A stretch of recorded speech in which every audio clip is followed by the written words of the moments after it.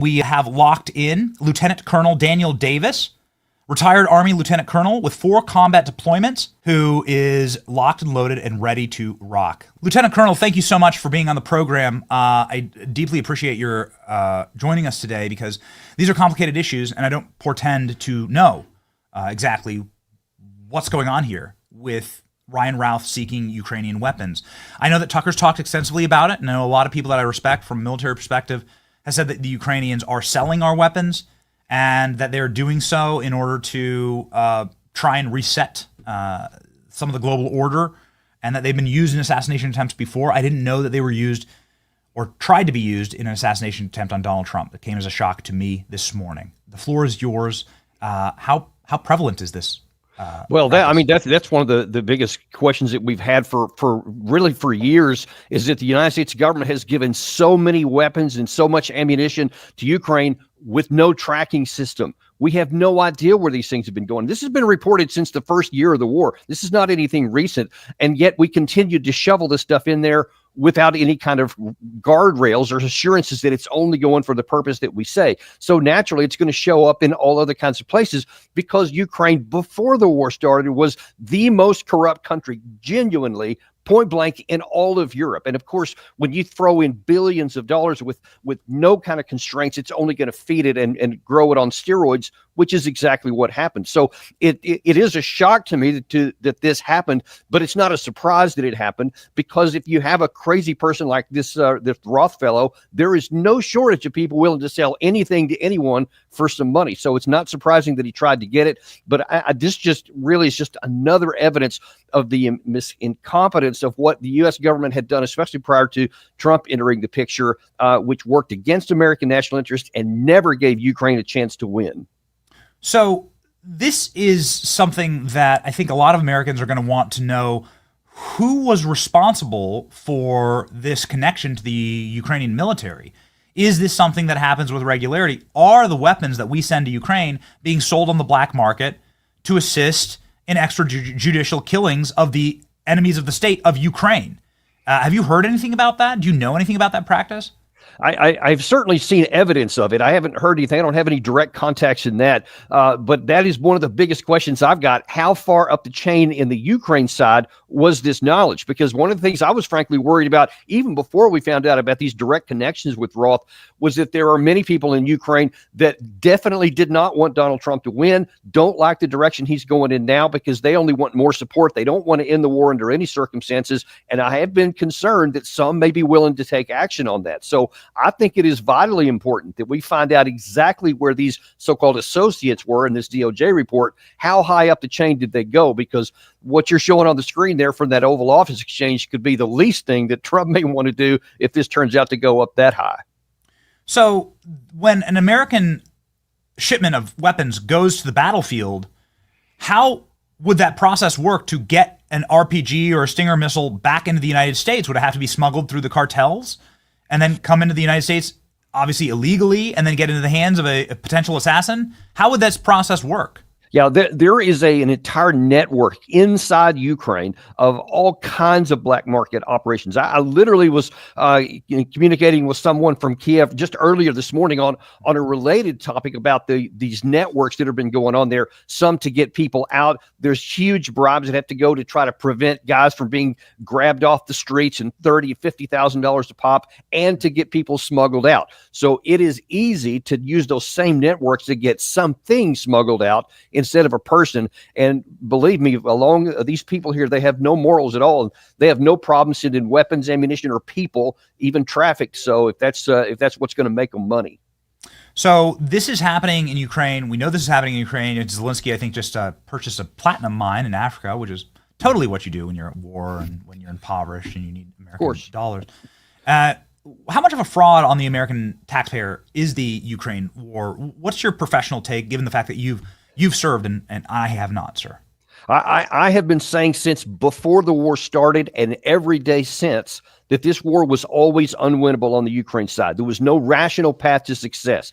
The fact that our government kept going down this path and telling us for the first 3 years that it was winnable, that they were winning, that they're on the right path, all of these things that they said, which they said during the Afghan war as well. Oh, they just sent them over to here, but it was never true. So all we've been doing by sending billions of American dollars and European dollars or euros and all of these weapons, depleting our own forces, all it's doing is getting more Ukrainians killed in the predictable end to this war that's going to see Russia on the top side.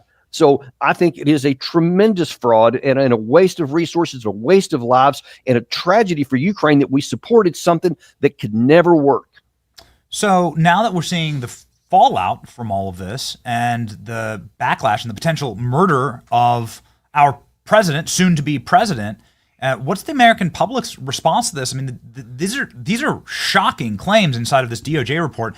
It's a 21-page report. There's so much more densely packed in there, but just this alone is enough to, I think, really reset people's minds on what's happening in Ukraine, where this man is smuggling ISIS fighters and fighters from Afghanistan and Iran into Ukraine with no-look visas. How the hell is that even off? How does that work exactly? And then as soon as he needs an illegal weapon to shoot Trump's plane out of the sky, he goes right to Ukraine and said, hey, give me, you lose these one a day. Just give me one.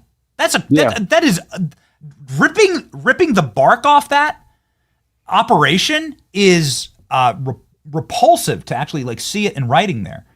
It really is shocking, and I'm looking forward to getting into more detail of that. But just what we've seen so far, just what's enough of that is enough to I think really just take the goggles off and the blinders off and say, look, this guy Zelenskyy is not a democratic leader that he gets portrayed as all the time. I know they want to say he's a Churchillian figure, but when you look at his actual actions, and Tucker Carlson has just told this out many times, he is not a Democrat. He is hanging on to power beyond his term. He has silenced political parties, media, shut down even religious organizations he doesn't like, has control over all the people, etc., and is doing all these corruption things. That's not democratic, and that's not what we should be supporting in Ukraine. We should be trying to save the lives of the Ukrainian people despite their leader who is leading them to destruction. In my view, he is not a rational partner that Trump can work with because he can't make rational decisions, and I think Trump needs to give him an ultimatum or be willing to walk. I really do think we're there.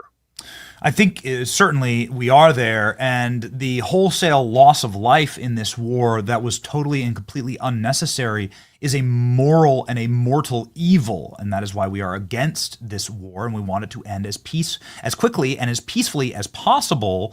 And an ugly peace is far better than a hot war that is slaughtering entire generations. We believe that in our bones. So, what do you believe, Lieutenant Colonel, if the Ukrainian government is found to have had foreknowledge of a Trump assassination attempt and not warned anybody, what will happen then?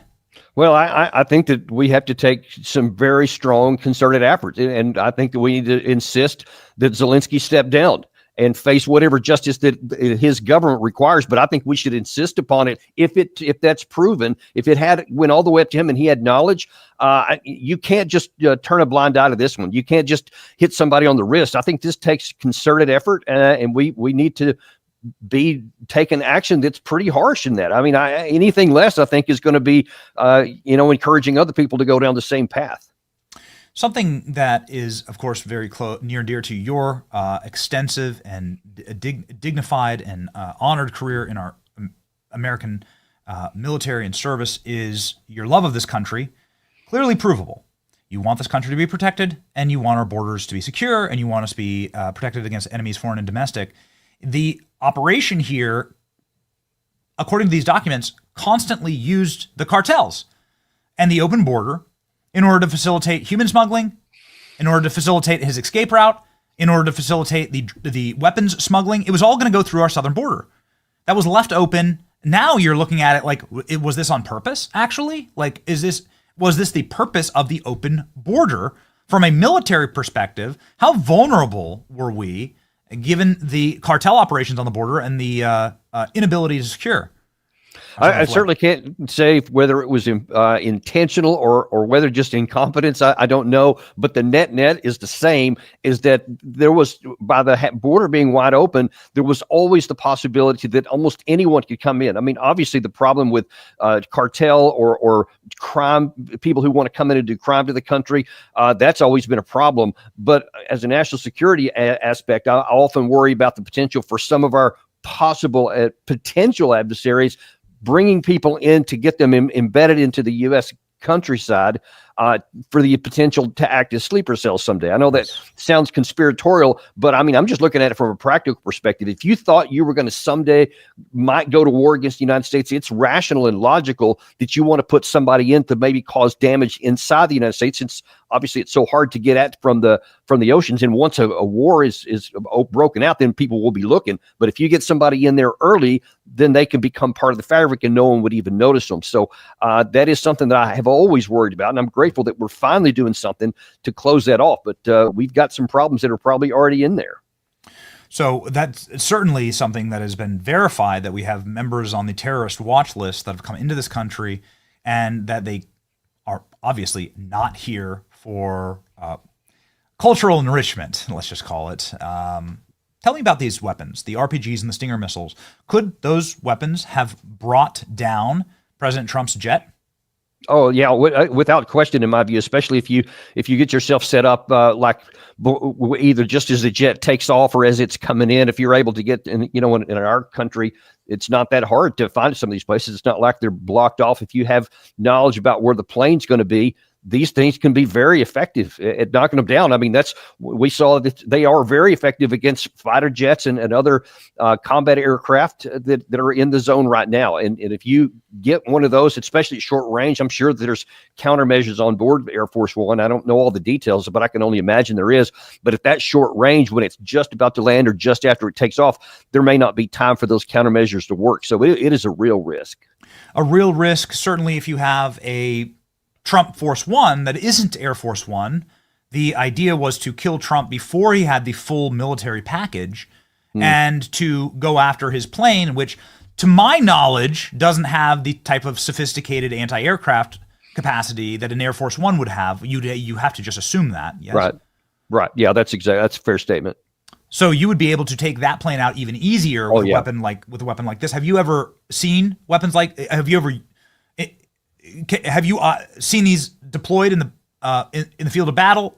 Do you have any experience with these style weapons? I have not. No, I was from the Armored Force M1 tank groups or whatever, so I had access to that stuff. I personally never saw one of those, but certainly know very well their capability. Okay, so it would have been a relatively easy shot if you were staking out the Palm Beach International Airport, which was amazing. It's actually amazing, Lieutenant Colonel. We landed there the other day, and we landed right next to the president's plane. You can see it there. And the entire plane had a barricade of dump trucks around it, which I thought was quite remarkable. So there's a physical wall and barricade, like a massive metal trucks surrounding the plane, probably because they knew this, actually. Frankly, I've been surprised. I'm gratefully surprised that nothing like this has even been attempted so far, or that some of these new drones, these attack drones, which are now ubiquitous all over the place. I worry about those things coming into play as well, but I'm grateful that hadn't happened so far. Yeah, no kidding. That's got to be the reason for the indoor inauguration, but I'll let smarter people with more access to classified information opine on that. I just want to thank you very much for being on the program and for giving us these insights, because, these are scary times, and there were multiple assassination attempts on the president's life, and I think we should take this kind of stuff seriously. Absolutely. And and maybe stop funding the people. Maybe stop funding the people that are part of it. That'd be a good start. Yeah. Okay. All right. Everybody, Daniel Davis is here on X. Okay, you should follow him. Also, he has a great YouTube channel that you should check out that dives very, very deep. It's called Deep Dive right there. And I see one of those Chinese drones right up there in your profile, sir. Yes, it is. Sending a message, and we just want to say thank you for being on the program. Appreciate it. Thank you very much.